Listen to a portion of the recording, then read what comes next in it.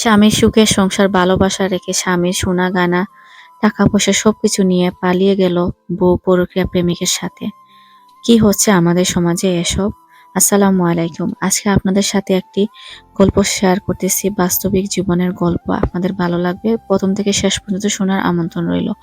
গল্পের প্রধান চরিত্রটি হচ্ছে গিয়ে আমেনা এবং ওর হাজবেন্ডের নাম হচ্ছে মামুন। আমেনা এবং মামুন দুজনই এতিম বাচ্চা ছিল। মামুনের বাবা মা ছোটবেলায় মারা যান। নানার বাড়ি থেকে পড়াশোনা করে বড় হয় মামুন। সহজ সরল টাইপের ছিল।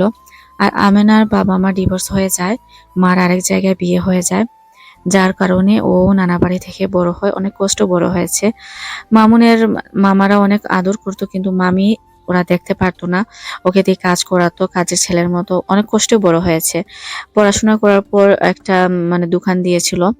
তখন একটু বয়স যখন হলো, তখন অনেক প্রায় বয়স হয়ে গেছে ওর আর কি বিয়ের।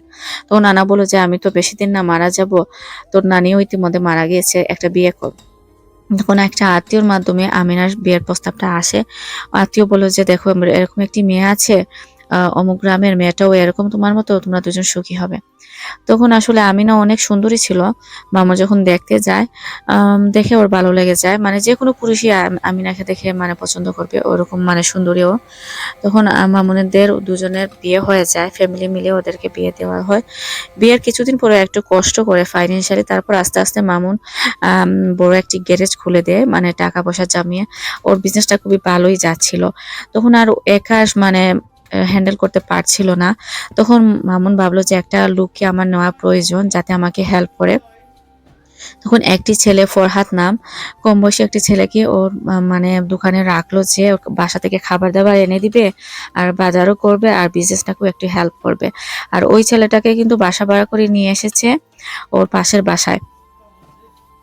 আর ওরা যে বাসাতে থাকতো, ওই বাসা কিন্তু পাশের বাসায় ছিল ও মামুনের ফ্রেন্ডের বাসায়। দাঁড়ি বাসাটা ভাড়া করে নিয়েছিল, কারণ মামুন চিন্তা করেছে তো ওর তো ফ্যামিলির কেউ নেই, যখন কাজে চলে যাবে আমেনা একা থাকবে, যাতে ফ্রেন্ড আছে, একটা ফ্রেন্ডের বউয়ের সাথে আমেনার সময়টা ভালো যাবে। দেখুন কতটুকু চিন্তা করেছে, হাজবেন্ড বউয়ের জন্য, যাতে বউর কষ্ট না হয়। সেই বউ পরবর্তীতে হাজবেন্ডকে কিভাবে ধোঁকা দিল, আপনারা শুনলেই বুঝতে পারবেন। তখন ওই ছেলেটা আসতো লাঞ্চের টাইমে, এসে দুপুরে খাবার নিয়ে যেত, আমেনা টিফিনে করে দিত। 1 সপ্তাহ 2 সপ্তাহ পর বুঝলো যে মামুন ছেলেটা একটু লেট করে আসে, টাইমে কিন্তু বের হয়ে যায়, কিন্তু খাবার নিয়ে লেটে আসছে। তখন জিজ্ঞেস করলো যে কি ব্যাপার, বলো যে ম্যাডাম তো লেটে দেয়, সেজন্য লেট হয়ে যায়। মামুনের কিছু সন্দেহ হলো ছেলেটির উপরে, কিন্তু বইয়ের উপরে কোনো সন্দেহ হচ্ছে না। আর ওইদিকে আমেনারও দিকে একটু চেঞ্জ চলে আসলো, যে ও এখন সাজুগুজু করে দেখে, আর কেমন জানি গুনগুন করে গান গায়, একটু চেঞ্জ চলে আসে, যেটা ওর হাজবেন্ডের জন্য হয় না। তখন মামুন ওর ফ্রেন্ডকে বললো যে আমি যখন বাসা থাকি না, আমার বাসায় কি হয় তুই একটু দেখিস, তোর বউকে বলিস একটু চোখ রাখার জন্য। তো ওই ফ্রেন্ড বললো যে ওর বউকে, আচ্ছা তুমি দেখো ভাবি কি করে একা। তখন উনি একদিন গেলেন, গিয়ে দেখলেন যে ও খুব সাজুগুজু করে চলে বসে আছে আমেনা। তখন উনি প্রশ্ন করলেন যে আপনি কি ভাইয়ার জন্য অপেক্ষা করতেছেন, ভাইয়া তো আসতে অনেক সময় আছে এখনো। বলে যে না, ভাইয়ার জন্য কেন তৈরি হব, ভাইয়ার কি আর, বুড়ো মানুষের ওনার কি আর সেই ফিলিংস আছে। তখন ওর ওর কিছু সন্দেহ হলো।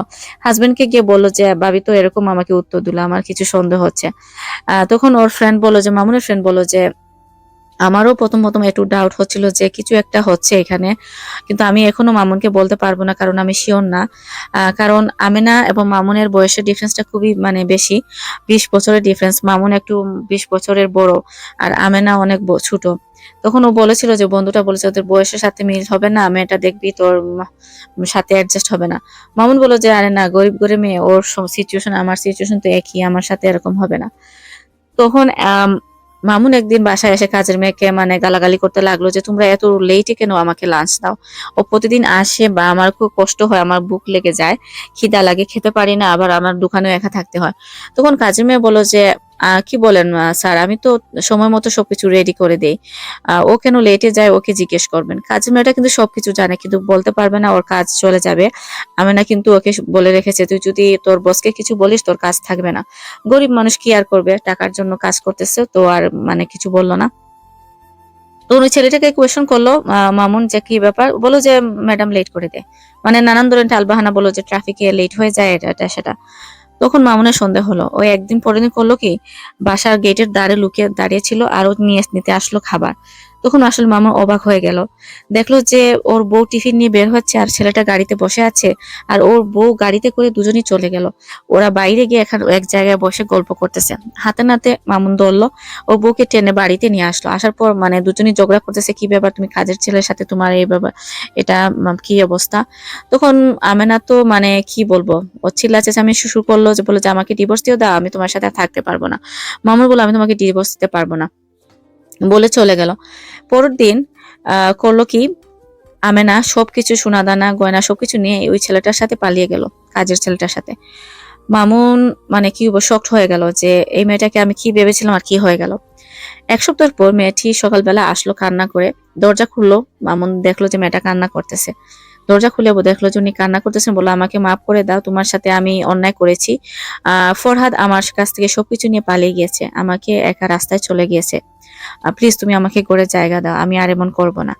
তখন মামুন কি করবে, ওনাকে বাসায় ঢুকালো, ঢুকিয়ে বললো যে দেখো তুমি আমার সাথে যেটা করেছো সেটা ঠিক হয়নি, আমি তোমাকে অনেক ভালোবেসেছিলাম, অনেক বিশ্বাস করেছিলাম, আমি সমস্ত জীবন কষ্ট করেছি, কিন্তু আমি কোনো মেয়ের প্রতি আমার আকর্ষণ হয়নি, তুমি তুমি আমার বউ, তোমাকে আমি সবকিছু দিয়েছি, কিন্তু তুমি যা করেছো সেটা আমি মেনে নিতে পারতেছি না, বলে মামুন ওনাকে তালাক দিয়ে দিল। তালাক দিয়ে মামুন বলল যে তোমার সাথে আমার আর থাকা পসিবল না, তুমি চাইলে এ বাসায় থাকতে পারো, আমি অন্য শহরে চলে যাব, বলে মামুন বাসা থেকে বের হয়ে একটা হোটেলে রাত্রি যাপন করব মানে ওখানে চলে গেল। আমেনা অনেক কান্না করলো, ডিপ্রেশনে চলে গেল, কি করবে। 2 দিন পর মামুনের একটু রিয়েলাইজেশন হলো যে আসলে ও মেয়েটাকে অনেক ভালোবাসতো আমেনাকে। ভাবলো যে যাই হবার হয়ে গেছে, ও যখন ফিরে এসেছে, যাই আমি আবারও কোনো হুজুর ডেকে আবার ওকে বিয়ে করে ফেলি, দেখি হয়তো আমাদের সংসারটা আরো টিকানো যায় কিনা, আমি তো রাগের মাথায় ওকে ডিভোর্স দিয়েছি। তখন ও বাসায় ফিরলো, বাসায় ফিরে দেখে আমেনার কোনো মানে খোঁজ নেই, অনেক ডাকাডাকি করলো, আমেনাকে খুঁজে পেল না। তারপর বেডরুমে গেল, গিয়ে দেখলো আমেনা অচেতন অবস্থায় পড়ে আছে ফ্লোরে। তাড়াতাড়ি করে হসপিটালে অ্যাম্বুলেন্স করে নিয়ে গেল, ততক্ষণে আমেনা মারা গিয়েছে, মানে আমেনা আত্মহত্যা করেছে।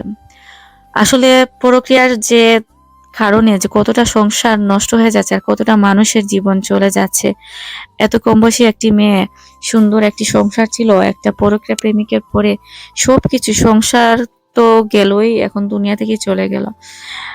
আসলে অনেক কষ্ট নিয়ে দুনিয়া থেকে গিয়েছে, কিন্তু উনি কাজটাও তো খারাপ করেছেন।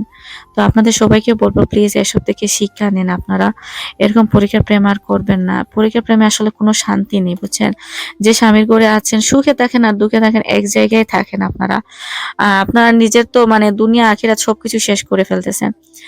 তো বন্ধুরা, আমার গল্পটি যদি আপনাদের ভালো লেগে থাকে প্লিজ লাইক শেয়ার এবং কমেন্ট করবেন। অবশ্যই আমার চ্যানেলকে সাবস্ক্রাইব করে রাখবেন। আর এখানে দেখতে পাচ্ছেন আমি ঈদের দিনের একটু নাস্তা বানিয়েছিলাম, আমার ভিডিওতে আমি শেয়ার করেছি টুকটাক নাস্তা। আর এখন এন্ডে দেখতে পাচ্ছেন আমি একটা পকেট ব্রেড বানাতে চেয়েছিলাম। আমার কপালটা খারাপ, আমি একটা ব্রেড ক্রাম্ব কিনে এনেছিলাম, খুবই খারাপ, মানে দেখেই বোঝা যাচ্ছে যে ব্রেড ক্রাম্বটা মানে ভালো মতো কুক হয়নি। আমি সব ব্রেড ক্রাম্বটা আমাকে ফেলে দিতে হয়েছে। প্রথমে বুঝতে পারিনি কি এত শক্ত হয়েছে, এই কোন ব্র্যান্ডের নিয়ে এসেছে আল্লাহ জানে।